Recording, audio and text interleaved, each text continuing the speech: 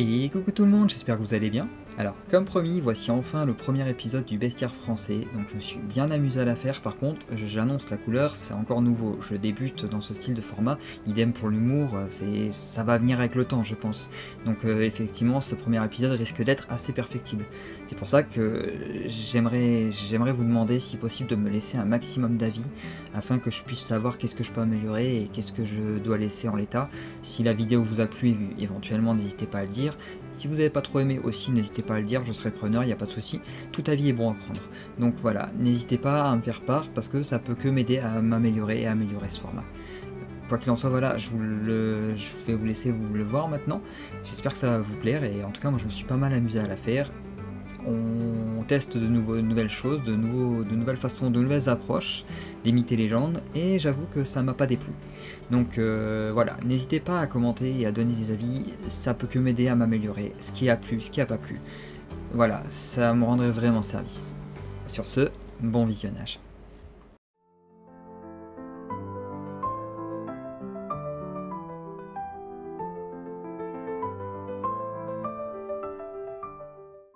Bon, par lequel on commence? Oh non. Eh mince, j'ai fait un échec critique, je viens de tomber sur le babot. Bah quoi? C'est qu'un crapaud. Tu l'éventres et tu finis la journée avec une bonne cuisse de grenouille. Non, c'est pas qu'un crapaud. Il fait 2 mètres de haut et c'est un vrai cauchemar vivant. Ouais, vu comme ça risque d'être assez risqué de s'y frotter. Me frotter à ce truc? Mais pourquoi faire? Tu sais ce qui arrive aux personnes après qu'il lui ait fait un câlin? Une douche? Ouais, enfin, non. Bah, ils ont pas le temps pour ça, je vais t'expliquer. Un jour, au cours de vos aventures, vous pourriez croiser un babot, une sorte de dragon crapaud mesurant 2 mètres de haut avec des yeux rouges comme le sang. Sa gueule est assez large pour gober tout rond un homme adulte, et sa langue aussi rapide que la foudre, qui en font un véritable cauchemar sur pattes. En plus de sa peau particulièrement résistante et visqueuse qui peuvent en grande partie la rendre hermétique aux assauts. Il faut donc user de moyens un peu moins conventionnels qu'un assaut frontal.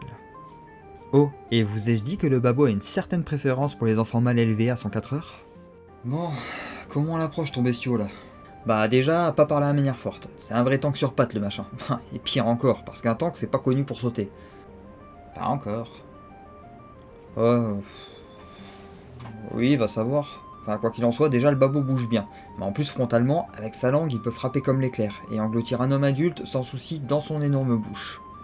Ah ouais, effectivement, ça le rend costaud. Et c'est peu dire, parce qu'en plus il attaque que de nuit, et il y voit très bien, ce qui lui donne un gros avantage, en plus de couvrir un large champ de vision. Donc en plus de sauter haut, il pourrait devoir venir de n'importe où. Toi qui aimes te la jouer fourbe, c'est perdu.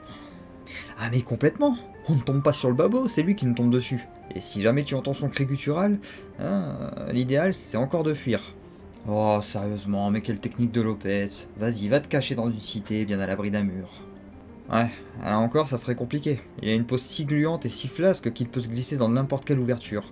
Donc le babot ne lâche pas sa cible et la suit partout. Et il est même capable de se planquer sous le lit des enfants, c'est peu dire. Sous le lit des enfants, avec 2 mètres de haut. Ah, ça doit lui faire bizarre au gamin pour le réveil. Hein. Oh tiens, j'ai un lit superposé. Bah ouais champion, mais je te conseille pas de dire bonjour aux voisins du dessous. Ouais, pauvre petit. T'imagines la frayeur? Effectivement, le babot reste une grenouille certes disproportionnée, mais capable donc de bondir en conséquence. Il peut surgir de sous les surfaces des étangs et des marais pour surprendre les aventuriers imprudents. Ce crapaud a une excellente vue la nuit, ce qui lui donne un gros avantage tactique en combat car il n'attaque que de nuit. De là, c'est de sa gueule qu'il faut se méfier, car il ne laisse aucune chance à la pauvre victime prise par sa langue. Son cri est aussi connu pour être particulièrement effrayant et capable de déstabiliser les plus courageux des combattants. En plus de toute la panoplie, le babot, grâce à sa peau et sa physionomie, peut se glisser dans les petits espaces, ce qui lui permet à la fois de fuir en cas de danger, mais aussi de poursuivre ses adversaires, le rendant dur à semer, en plus de ses sauts. Bon, c'est un peu gluant, mais ça doit être bon avec de l'ail, non? De l'ail? Non. Cela dit, avec du sel. Et ben voilà, une bonne salaison des familles, c'est comme ça qu'on les aime, les cuisses de grenouille. Non mais je ne parle pas pour le cuisiner. Le sel, c'est effectivement une approche assez efficace pour le mettre hors d'état de nuire. Ouais, enfin, c'est pas forcément le truc que tout aventurier a sous la main. T'es marrant, toi. Tu crois vraiment que tous les aventuriers, un tant soit peu sensés, vont se dire « Oh bah tiens, on sait jamais, je peux tomber sur une grenouille de l'enfer, et si je prenais un peu de sel pour la repousser ?» Oui, c'est vrai. Donc l'idéal serait plutôt de la tirer vers une source d'eau salée.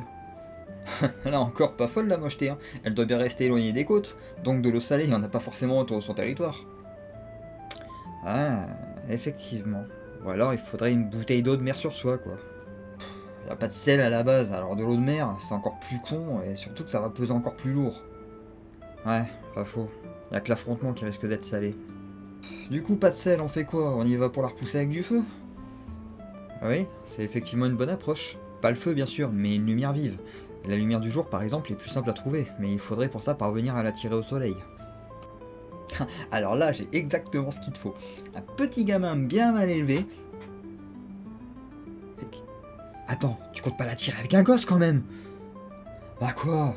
Eh, c'est du JDR ou c'est pas du JDR? À un moment donné, tout est bon pour avancer. Non mais tout, mais pas ça. On est humain, ça se fait pas. Ouais, humain.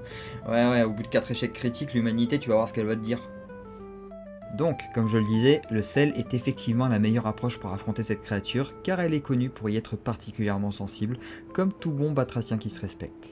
Cependant, faute de matière première, sa seconde faiblesse repose sur la lumière. Étant un animal nocturne, une lumière vive peut facilement le déstabiliser, ce qui donne clairement un avantage. De même que son penchant gastronomique pour les enfants peut devenir sa faiblesse.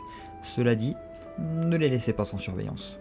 Il paraît aussi que les rires d'un enfant heureux pourraient le repousser. Et ça, c'est vraiment à vos risques et périls.